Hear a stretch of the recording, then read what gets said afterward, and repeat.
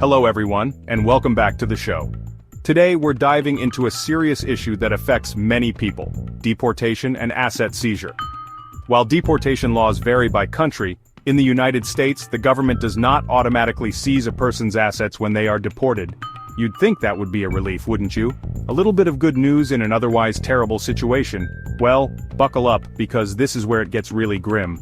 These loopholes, combined with systemic issues, can lead to people losing their money, property, and livelihoods. It's a perfect storm of awful, and it's happening right under our noses.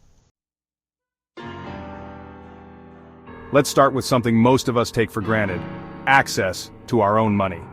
Imagine this: you're detained, facing deportation, and suddenly, you can't access your bank account. If someone is detained and deported, their bank accounts can become inaccessible if they lack power of attorney or a way to access them from abroad. It's the financial equivalent of changing the locks on your house while you're on vacation. Except in this case, the government is the one changing the locks, and your vacation is an indefinite stay in a country you might not have even been to since you were a child. Now let's talk about homeownership, shall we? That American dream that's quickly turning into a renter's purgatory for many. Imagine this: you're deported, you're unable to return, and you can't sell your property. If a deported person owns a home but can't make payments because, they've been forcibly removed from their source of income, their property could go into foreclosure. Unpaid property taxes can also lead to seizure. So, not only are you dealing with the emotional and logistical upheaval of deportation, but you're also losing your home, your investment, your piece of the American dream. Okay folks, time for a little legal thriller, except the stakes are people's actual lives. Enter civil asset forfeiture.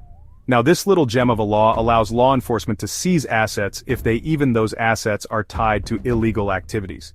This law disproportionately affects vulnerable communities, including undocumented immigrants. And the worst part? It's incredibly difficult to get your property back, even if you're never charged with a crime. Let's be honest, folks. Debt is the gift that keeps on taking.